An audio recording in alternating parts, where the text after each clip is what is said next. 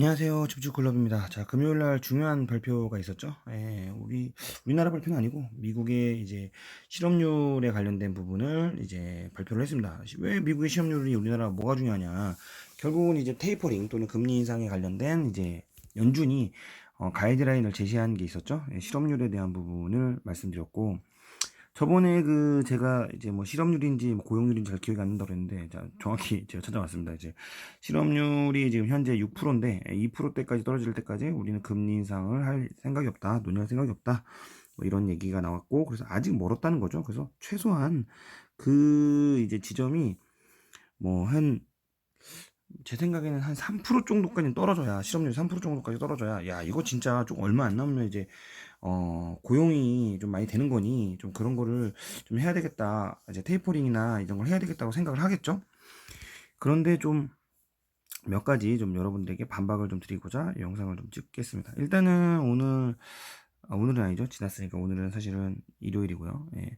어, 일단 여기 공매도 관련해서 약간 급격하게 떨어진 부분이 있고, 그래서 좀 그거에 대한 약간 반등을 약간 해줬습니다. 980까지 해줬는데, 실적으로 뭐 여기도 다시 980이 제가 그랬죠. 항상 여기를 뚫고 가면, 아이고, 저항선을 뚫고 가면 그 위로 올라가는 게 또 저항이다.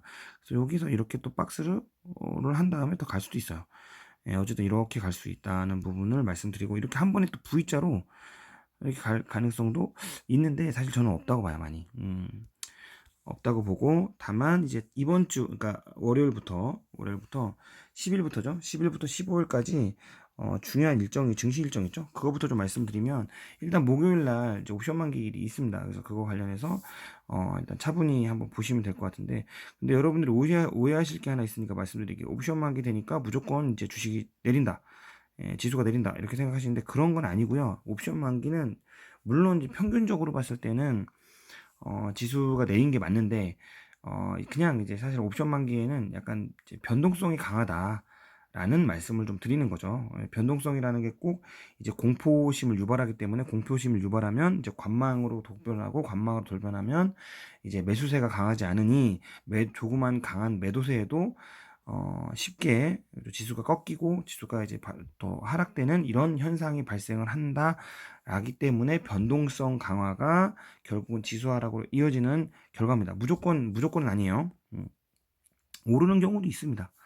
그래서 어쨌든 이번 주까지는 제 생각에는 이제 살짝 좀 이런 모습을 보일 거라고 생각하고, 이제 다음 주부터 15일이 지난 다음부터는 제가 말씀드린 상승, 실적에 관련된 부분으로, 그죠? 실적에 관련된 부분으로 상승을 이쪽으로 가지 않을까 생각을 하고 있습니다. 뭐, 물론 틀릴 수도 있고요. 예, 근데 다만 이제, 가장 중요한 건 최근에 가장 두드러진 게 기관의 매수세예요. 특히 코스피에 대한 기관의 매수세. 예, 특히 이제 요 부분에서 두 개, 뭐, 기관이 원래 되게 소극적으로 이제 생각을 했는데, 연기금 및 기관이 뭐 상당히 많이 매수를 하죠. 예, 연일 매수를 합니다. 이어서. 그래서 사실 여기서 매수해도 되잖아요. 여기서 물론 매수하긴 했는데, 적극적으로 매수하지 않고 조금 매수하다가 결국은 여기까지 와서 떨어졌을 때 적극적인 매수로 돌변을 했다는 거죠. 그들은 이제 여기서 매수를 한 가장 큰 이유는 저는 그거라고 생각해요. 이제는 공매도가 생겼잖아요. 그러니까 다시 상승을 하더라도 공매도를 할 수 있는 허용되는 부분이 있기 때문에 해지의 관점이 생기는 거예요. 그래서 올라가더라도 걱정하지 않고 공매도를 칠 수 있는 수준이 있는 거죠. 다시 말하면 지수가 마음대로 올라가게끔 놔줄 수가 없다는 거예요. 개인이 마음대로 올리거나, 또는 외국인이 마음대로 올리거나, 지수가 마음대로 올라가지 않는 거를 이제 그들도 지켜볼 수 있다는 거죠. 그러니까 안정적으로 기관이나 외국인도 사실 투자할 가능성이 있습니다. 결국은 여기 높으면 공매도 치면 되니까. 왜냐면 정고점이니까. 아이고 왜 이래, 또 난리 나겠네. 정고점이니까 정계점 기준으로 또 뭔가 부닥칠 거라고 생각을 하고, 뭐 이쯤 돼서 공매도를 슬슬 하겠죠. 예, 하고, 그래서 더 많이 올라간다고 했을 때, 그럼 요쯤에서 공매도를 치고 나서, 예, 다시 내가 공매도를 치고 지수 하락을 하면 그들은 엄청난 이익을 얻을 수 있기 때문에, 그런 부분이라고 말씀을 드립니다. 그래서 일단 여기 하락은 그냥 공매도가 어떻게 될지 모르는 불안 심리로 하락을 시켰다고 보고, 지금 여기는 일단은 외국인하고 개인이 그다음 또는 기관이 좀 골고루 왔다 갔다 수급을 뭐 정리하고 있는 상황이라고 보여지고 있습니다. 자, 그러면 요거 이렇게 보고 그럼 이제 금요일 날 이제 7일 날 있었던 미국의 연준에 대한 내용도 보고 그다음에 빅스 지수도 한번 보도록 하겠습니다. 자, 인베스팅 단컴 앱이죠. 인베스팅 단컴 앱에 일단은 7일 날 나스닥 지수는 일단 올랐고요. 예, 오르면서 마감을 했고 사실 이게 급격하게 떨어졌기 때문에 다시 오르는 게 저는 맞다고 봐요. 왜냐면 지금 상황에서 떨어질 이유가 없어요. 다우도 마찬가지고 S&P 500도 마찬가지입니다. 자, 지수물도 보면 항상 제가 말씀드리는 게 빅스 지수죠. 변동성 지수. 사실은 제가 여기를 유지해서 깨줄 거라고 생각했는데 정말 깨졌죠. 일단 요거는 제가 봤을 때 별 의미 없고 결국은 다시 18로 내려간다라는 얘기는 지금 요걸 보시면 되세요. 이 지점이 굉장히 중요해요. 요게 지금 코로나 이전이거든요. 지금 딱 트럼프가 코로나가 그 중국과의 전쟁, 무역 전쟁을 하면서 요렇게 몇 번의 흔들림을 했던 위기와 비슷해졌어요, 이제는. 다시 말하면 이제는 코로나 이전으로 지표상 변동성이 내려갔다고 보여지는 거죠. 예, 그러면 다시 말하면 얘는 어느 정도는 안정성을 찾았다라고 보여지는데 그렇다고 해서 지수가 엄청 갈 거다 그건 아니고 그때도 저희가 반도체 빅사이클이 있었기 때문에 갔었던 거고 이번에도 반도체 빅사이클 및 소부장 빅사이클, 건설자재, 뭐 철강, 뭐 해운 이런 것들에 대한 이제 뭔가 큰 이슈가 되면 이제 지수도 다시 한번 가지 않을까 생각하고 있습니다.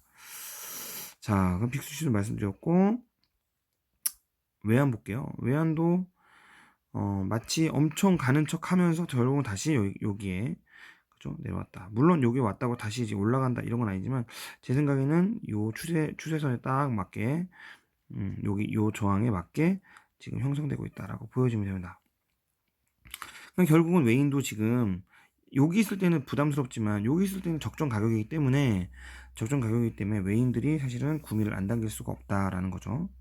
그 다음에 결국은 이머징 마켓 쪽, 다시 말하면 한국, 일본을 제외한 이머징 마켓 쪽으로 자금이 계속 편입이 될 거예요. 그 이유는 뭐냐면 결국은 이제 그들이 앞으로의 성장성을 보면 미국의 성장성보다 이머징 마켓의 성장성이 굉장히 강하다고 보기 때문에 이머징 마켓, 다시 말하면 우리나라, 뭐 중국, 뭐 어쨌든 뭐 홍콩, 뭐 대만, 홍콩은 아니고 대만, 뭐 이런데, 뭐 베트남 이런데, 그다음에 뭐 브라질, 러시아 이런데. 이런 마켓들에 대한 이제 재평가들이 생기고 있다라고 보여지는 거죠. 자, 그러면은 연준이 생각하는 그 고용률 뉴스가 재밌는 뉴스가 있어서 좀 제가 안내해 드리려고 합니다. 한국경제 TV고요. 미국 증시 8일날 오전에 말씀드린 거죠. 그러니까 새벽에 쓴 거죠. 테이퍼링 걱정 덜었다. 다시 사상 최고. 다시 말하면 처음엔 테이퍼링. 이 테이퍼링이라는 게 뭐냐면 결국은 이제 돈을 이제 줄인다. 돈을 내가 계속 이제 시장에 이제 기업에 쏟아붓는 걸 좀 줄인다라는 거고 내용은 그거예요. 결국은 첫 줄에 나와 있어. 뉴욕 증시는 미국의 고용 지표가 시장의 예상을 크게 밑돌아단 소식이 안도하며 상승했다. 이거 되게 아이러니하죠. 아니 증시가 이제 사실은 이제 고용률이 적어지면 그러니까 실업률이 많아지면 이거 되게 안 좋은 거 아니야라고 하는데 지금은 오히려 거꾸로예요. 왜냐하면 돈을 풀어서 이미 미래의 경제를 땡겨서 온 이제 성장 기반이기 때문에 미래게 되기 전에 이제 쉽게 말하면 이제 얘가 내가 좀 약간 인큐베이터처럼 키워준 거예요. 얘를 키워줘서 언젠간 내가 인큐베이터 뺄 거야 하는데 그 뺀다는 얘기를 들었을 때 그 충격이 있잖아요. 그게 테이퍼링 충격이고 그러니까 뭐 테이퍼링 텐더럼이라고 하는 뭐 발작이라고 하는데 충격이고 실질적으로 두 번 충격이 있겠죠. 그러니까 기대감의 충격, 실제 충격. 그러니까 다시 말하면 얘를 인큐베이터에서 뺀다고 얘기했을 때 애가 충격을 받을 거고 애라고 좀 해면 어쨌든 그럴 거고 또 하나는 정말 뺐을 때 충격을 받겠죠. 힘들겠죠. 똑같아요, 지금도. 근데 그걸 언제 얘기할 거야? 시장에 테이퍼링 한다고 언제 얘기할 거야? 또는 테이퍼링 할 걸 언제 예상할 거야? 라는 얘기를 예전에 벤 버냉키도 얘기만 했을 때도 주가가 한번 출렁했습니다. 물론 다시 한번 금방 회복하긴 했지만 출렁한 건 사실이에요. 그런데 이번에 고용 지표가, 그러니까 정확히 하면 고용 지표에 대한 이제 실업률이죠. 실업률이 오히려 좀 늘었어요. 음, 늘었어요.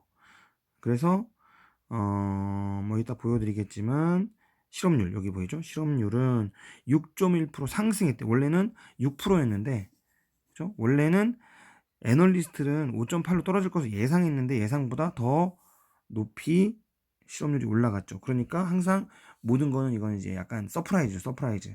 예상한 거에 더 했으니까. 그렇게 다시 말하면 실업률이 높기 때문에 아직까지는 금리 인상이나 테이퍼링을 할 가능성이 없다라고 생각해서, 야, 그러면 아직도 유동성 장세니까 우리 파티를 더 즐길 시간이 남았네. 야, 사실은 조금 있으면 파티 끝날 줄 알았는데, 야, 파티 끌린다는 소문이 들리는데, 야, 아니네. 아직 멀었네. 쟤네들이 아직 이런 거 보니까 아직 멀었네. 라고 안심을 했다라는 얘기입니다. 그런 기사예요. 자, 네이버에서도 보면 뭐 이 얘기죠. 실업률이. 뭐 여기 보면 네이버 기준에서 보면 정보를 가져오는 게 지금, 이게 5월 달에 한 거고, 4월 달, 5월 달. 그죠? 생각했던 것만큼 고용이 잘 되지 않고 있다. 다시 말하면 실업률이 줄지 않고 있다라는 건데, 요거는 제가 조금 더 말씀드릴게요. 여기 보면 5월 7일 발표를 했죠. 근데 저는 사실 이거에 대해서 저도 같은 견해인데, 우리가 이제 기본적으로 일자리를 쓴다고 생각을 했을 때 미국이 이제 5월만 되면은, 사실은 처음에는 5월에 백신을 다 맞추면 경제 정상화가 되고 가게들이 다 문을 연다 그랬습니다. 그런데 그 연다고 하는 전제가 뭐였냐면 이제 고용이 이제 촉진된다는 거예요. 근데 지금 경제 활성화를 됐다고 해서 사람들이 가서 음식점 가서 그러니까 사실은 그 미국은 제조업이나 또는 일반 식당이나 이런 이제 서비스업에 대한 이제 고용이 상당히 많아요. 예, 그래서 그런 이제 서비스업이나 이제 이런 이제 서비스 업종에 사람들이 이제 고용이 채용이 될 거 아닙니까? 근데 우리가 알아야 될 게 뭐냐면, 연태까지 굉장히 가게를 장사를 못했어요. 이제는 주인이 나와서 슬슬 하다가 사람들이 우르르 오게 되면 사람들을 이제 쓰게 될 거잖아요. 응? 그죠? 쓰게 될 거잖아요. 야, 저기 누구씨 와서 연태까지 쉬었으니까 좀 와서 좀 일 좀 해주시겠어요? 라고 할 거잖아요. 예. 그래야 이 실업률이 줄어들 거잖아요. 예. 그런데 이제 문제가 발생한 게 뭐냐면, 여기 있는 사람들이 이런 거예요. 내가 이제 우리 주인의 입장에서 생각해 봐요. 사람을 쓴다고 했을 때 내가 한 번에, 내가 사실 뭐 레스토랑인데 가게에 뭐 한 10명 있었어요. 10명 있었는데, 야, 안 되겠다. 코로나 지금 문 닫고 해서 다 좀 쉬셔라라고 일단 쉬시게 하고 뭐 했을 거 아니에요. 몇 개월간은. 그리고 아니면 뭐 일부 조금만 직원들만 남아서 했을 거 아니에요. 그런데 이제 경제 정상화가 되려고 하고 사람들이 온단 말이에요. 그랬을 때 지금 인력이 남아있다고 쳐봅시다. 또는 남아있지 않다고 쳐봅시다. 그럼 남아있지 않았을 때 주인의 입장에서 10명 중에 가장 누구한테 많이 전화를 하겠냐는 거죠. 여러분들 생각하기에. 누구한테 전화를 할까요? 저 같으면 분명히 그러니까 사장이 판단했을 때, 자기가 좀, 고용을 하더라도 조금, 이거는 좀 잘 해주실 수 있으신 분, 그동안의 능력을 잘 보여주셨던 분들을 중심으로, 아니면 그 전에 팀워크를 많이 만들었던, 아니면 이 가게에서 많이 일했던, 이런 이제, 그러니까 그런 거나 기술이 있거나, 뭐 약간 요리사나, 이런 사람들을 우선 채용하겠죠. 음. 그 사람들이 우선 채용할 거라는 거예요. 그죠? 어디 가나 마찬가지예요. 일단 음식점도 요리사나 또는 서브 같은 경우에도 좀 오래 서브한 거나, 왜냐면 그 룰들을 알아야 되니까. 거기 있는 사람들이 그냥 일용직으로 계셨다거나 아니면 단기간 알바를 했다거나 이런 사람들을 먼저 전화하는 것보다는 일단은 먼저 기술이 있는 사람들한테 전화를 할 겁니다. 첫 번째가. 그래서 그런 사람들이 슬슬슬 취업을 하기 때문에 이렇게 조금씩 그런 고용들이 내려갔다고 생각을 해요. 그런데 생각을 해보세요. 그런 분들이 다 채용이 됐어요. 되고 나서 정말 가게가 바빠졌어.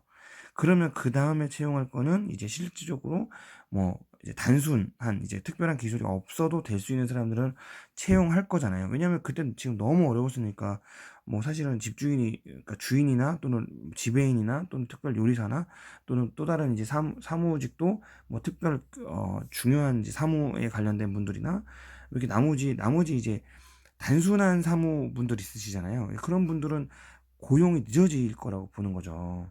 근데 그런 분들이 문제는 뭐냐? 아직까지는 여기 주인의 입장에서 봤을 때는 그동안 여태까지 힘들었던 이제 그 가게들이 있을 거 아닙니까? 힘들었던 가게든 회사든 있었을 거 아니에요. 근데 그런 이제 비용들이 계속 쌓여 있을 거예요. 연태까지 장사를 못 했거나 또는 기업을 운영을 못 했으니까 마이너스였을 거예요. 돈도 바닥에 나고요. 그런데 거기서 이제 가게 장사가 돼서 거기에 있는 사람들을 유지하기 시작했어요. 유지하기 시작했는데 문제는 뭐냐면 그들이 가게가 정말 다시 폭발적으로 와서 가게에서 일상생활로 돌아왔다 하더라도 그동안에 비었던 갭의 빚이 있을 거예요. 또는 그동안에 뭐 했던 그런 사람들이 음, 다시 직장으로 돌아가기 위해선 또 다른 텀이 필요하다는 거예요. 예, 그들도 그러니까 집주인 입장에서도 그러니까 가게 주인 입장에서나 또는 회사 입장에서도 어느 정도 수익이 벌어지지 않는 이상은 그들을 다시 콜해서 받아들이지 않을 거라는 거죠. 그러니까 다시 말하면 사실 1순위로 다시 재취업하는 사람들은 기술이나 전문직 사람들, 그러니까 서비스업도 기술이나 전문직인 사람들이 채용될 가능성이 높다. 이건 예상입니다. 제 예상이에요. 그럴 가능성이 높고, 그 다음에 어느 정도 안정화된 다음에, 그러니까 그 안정화라는 게 그냥 안정화가 아니라, 와, 이렇게 되면 얼마 정도 됐을 때 얼마를 더 쓰고, 이렇게 했을 때 빚을 좀 갚아나가겠구나 생각을 하는 거겠죠. 근데 사실 한 번에 그들을 다 채용할 수는 없잖아요. 그러니까 순차적으로 채용할 거라는 거죠. 예. 근데 문제는 또 뭐가 되냐? 그게 또 그렇게 채용이 되다 보면 지금 사실은 국가에서 그 실업급여를 줘요, 거기는. 그래서 이제 실업급여로 이제 월세도 내고 이제 그 실업급여로 다시 이제 가게 가서 먹을 걸 산단 말이죠. 그래서 돈을 풀어야지 그 가게를 가게 되고 그 가게에 있는 가게나 회사를 돈을 돌게 되고 그 돈이 다시 고용주에서 도시 재창출할 텐데 첫 번째 대상은 그 돈을 쓴 사람들의 모든 대상이 아니라 결국은 기술직이라는 거죠. 그래서 그 돈을 푸는 시점이 지속적으로 더 필요하다는 거예요. 몇 개월간. 그래야 이 그러니까 실업률은 드라마틱하게 낮아질 거다라고 보여지는 겁니다. 그래서 아직 드라마틱할 수는 없다라고 생각하는 거죠. 아직 멀었다는 거죠. 자, 이런 긴 얘기를 너무 많이 했네요. 여러분들 알고는 계셔야 된다는 거죠.